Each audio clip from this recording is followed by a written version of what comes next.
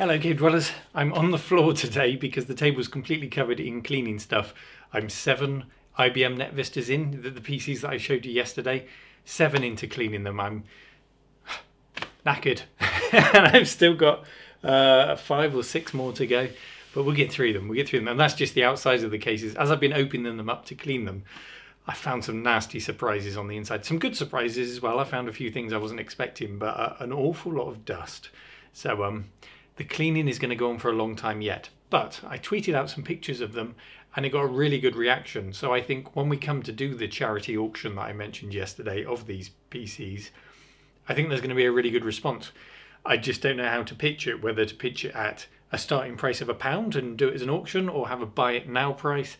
I don't know, and I also need to buy a ton of bubble wrap and boxes now that I've got the confidence that there's enough interest out there. People are already saying, can I buy one, can I buy one? It's like, hold your horses, I need to make sure they all work. So I'm going to go out and buy all the materials I need to pack them up once they're done. And yeah, fingers crossed this will be a really good charity drive. And even if you're not interested in that, a good refurb video. There's a hell of a montage, a hell of a cleaning montage coming to get through all these. Anyway, I mentioned yesterday that we'd have a show and tell. I'm actually going to let Pete from the YouTube channel On a Retro Tip do the show and tell today, because he sent a really good one in. I'm really jealous, Pete, that you got to meet this guy. I hope I get to meet him sometime. I think he goes to quite a lot of expos, so maybe the opportunity will come up. But even if I do, I won't have anything half as cool as you do to get him to sign. So really jealous of this. I'm not going to give a reaction to it. I'm just going to let the video do the talking. So here's Pete from On a Retro Tip. Hello cave dwellers, I'm Pete on a retro tip, and Neil has asked me to share something in my collection that I love. And one of the prized items in my collection is this Doom 2 in a nice protective box. So getting a bit of glare on that, so I'll just take it out of the box so you can have a proper look at it. And that is my Doom 2, and it is signed by John Romero. And I love this for 2 reasons. So one reason is I just love the game, great memories of Doom 2 growing up, and I managed to get this big box copy off of a friend in a batch of PC games, so loved having it already. But I very luckily got to meet John Romero, and he did a talk at the Cambridge Computer Museum a while back, probably a couple of years back now, and I took this with me, and I got to have a little chat with John after the talk. And it was really nice because he was really pleased to see that I had this in such nice condition, and that it was the floppy disk version. So he was looking at it and he was getting ready to sign it, and Brenda, his wife, came over from the other side of the room and took interest in the box and was like, oh wow, look what a nice copy of Doom 2. And John smiled at her and said, yeah, and it's the floppy 3.5 version, not the CD. And he just looked so happy when he said that. So it's just a really nice memory. And it was nice meeting him, such a nice guy. Obviously, iconic developer from my early 90s PC days. So that's why this copy of Doom 2 is one of the prized possessions in my collection, and one that I absolutely love. Really stunning stuff. And if you don't know Pete already, go and subscribe to On a Retro Tip, because it's a great YouTube channel. It's one of those ones where you know whatever subject he puts up, it's going to be really well researched, it's going to be relayed with a lot of passion, just as it was in his video there, and you're going to have a good time. It's well worth a subscription. And he goes to all the expos. Really nice guy to meet in person. So get to know Pete's channel and then get to know Pete. Now I'm sat here because the table's full, but I thought we'd look in the football crate. Soccer to my American friends. I mentioned this because Pete was doing a live stream recently when they mentioned that I won this. This is the Retcon Expo Sensible Soccer Champion Trophy. And I'm almost a little bit embarrassed to have won it. I've not admitted this before, because his Sensible World of Soccer, because I've always considered myself to be really rubbish at Sensible Soccer. And I think everyone else was drunk. I was driving that day, so I think that's the reason I won. Because I was always more of a fan. Oh, there's, what's this? Sensible Soccer European Champions. There were so many versions of Sensible Soccer. But I was never a Sensi man. and this is going to kill people who played me in the tournament. I was never a Sensi man. I was a Kickoff 2 man. Not this one. This one's got Sound Blaster compatible. This is the PC version. I was an Amiga Kickoff 2 man. And then after that, I played Goal. This was my favourite football game of all time. By Dino Dini, as was Kickoff 2. I just loved everything about it. The speed. It wasn't one of those games that we were used to before where the ball sticks to your foot. You had to actually kind of get around the ball and control the ball. And I just spent hours and hours and hours playing this, mostly against my brother. And on the Amiga, these were the big rivals. Either Kickoff 2, because some people stuck to Kickoff 2 rather than moving on to Goal, which was its sequel, or Sensible Soccer. These guys battled it out, but it wouldn't last long because it would all be ruined when this came along. FIFA International Soccer. This is before FIFA was 3D. It was that isometric 2D view. This is the first FIFA Soccer. I played it, I'll be honest, I played it and I went straight back to Goal because it just didn't have the gameplay. Of course, we all know what happened next. FIFA became the huge franchise that it is, and all of these football games, Kickoff. There was a Kickoff 3 actually, I've just noticed I've got here, but it all went downhill. It all went downhill after Goal for the Kickoff series. It was all about FIFA for people, and I'm really sad that that's what happened, because playability went out of the window. You could argue that International Superstar Soccer came along on the consoles and gave it a really good fight for its money, and I do lean between FIFA and ISS. That is my preferred one, but still to this day I go back and play Goal because the playability still shines through. It's a little bit inaccessible. As I mentioned, you need to put the time in to get the skill. So if you're just going to try this for the first time, you may find it very frustrating, but do give it a go. And once again, I apologise if I beat you in the Sensible Soccer tournament. I'm so sorry.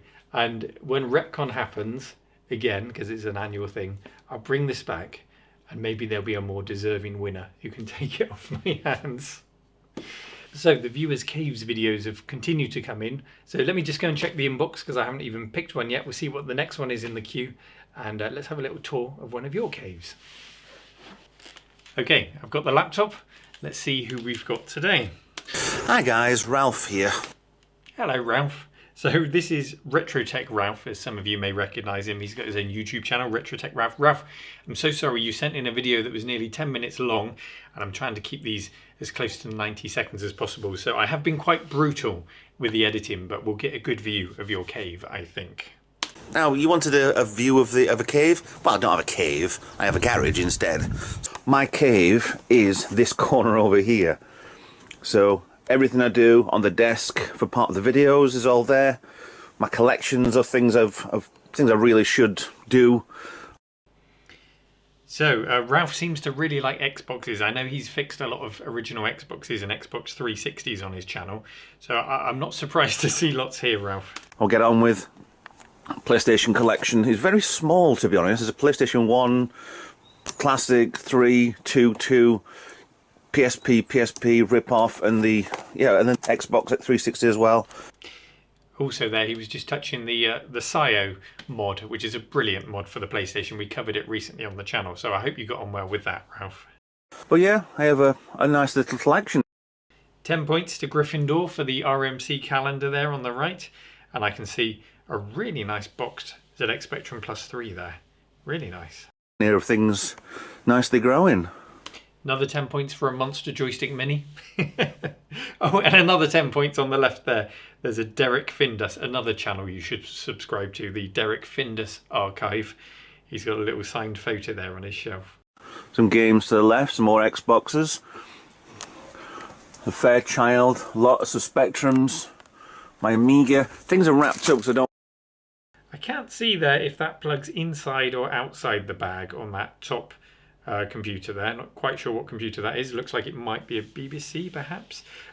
One thing that I've learnt from spending time at the museums, like the Swindon Museum of Computing, is yes, bag your machines up, but bag the cables up either in their own separate bags or let them come out of the bag, because if you leave them on top of the plastics, whatever it is that's in the cables, any collectors come across this, you open it up and you find what looks like melted plastic. It looks like something hot, like a soldering iron has been left on the computer and melted into it, and it's actually the chemicals in the cables themselves over time that just melt the plastic. So for long-term storage, it's good to leave those plugs out of the bags, but I can't see if that's in or out the bag from that shot.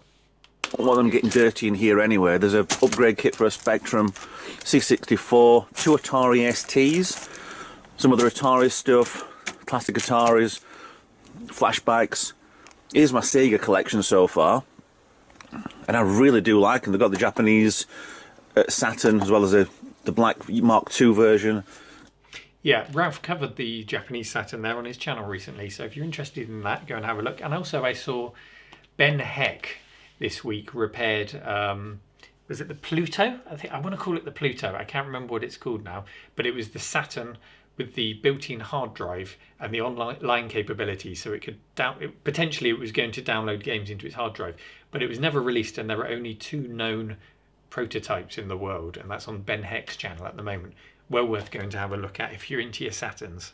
A couple of Dreamcasts I need to do stuff with, but yeah, it's simply okay. It's just my garage, and I have to do what I can in here, even underfloor heating. Well, under table heating at least anyway.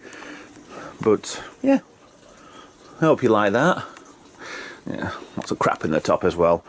Like I said, this is what I have, which is really nice to have. So yeah, thank you for watching. Come on. Oh, yeah. I'm gonna talk. Talk? No, I'd rather just show you his bum. So thank you very much. Bye. Thank you, Ralph. I happen to know the cat's called Gizmo, which is the same name as my cat, and she too just wants to show you her bum. Don't all cats? Thank you, Ralph. You know, like you say, you said there, oh, it's just a garage. It's just a corner that I've got to do this stuff. But a lot of people would kill to have that space to do what we do, to have that dedicated space, and you've got it really nicely organised. I know you've got stuff above you, but you know you've got everything in boxes nicely, and everything seems to have its place. I'm not doubting that you haven't tidied it up a little bit so that you can make a video about it, but you do seem to be very organised. So thank you for the tour, Ralph. It's great to see, and I look forward to more videos on your channel, Retro Tech Ralph. As always, keep the videos coming in this week for your tours, show and tells, anything you want to show me, and any tour that you want to give of your own cave. Just try and keep it close to 90 seconds because we don't want these videos to go on for too long, and I think it focuses the mind. If I give you that 90-second limit, you've really got to think about what you want to show me in that limited amount of time, and it usually makes for a better video. So keep the videos coming, retromancave@gmail.com. I hope you're all well. No COVID news today. We just seem to be ticking along. We just seem to be in this period of waiting at the moment, don't we? In fact, I'm probably watching the news less today, the last couple of days, than I have in recent weeks, because it's almost like there's a certain amount of fatigue to it all, isn't there? I just don't want to see it anymore. I know what I've got to do. Got to stay in isolation. Got to be responsible. I don't really want to see much more news than that until the news says you can come out. I don't know. How are you feeling about it? Is that where you are with it now, or are you still following it closely? Let me know your thoughts. As always, have a lovely evening. Take care, and I'll see you all tomorrow. Bye, guys.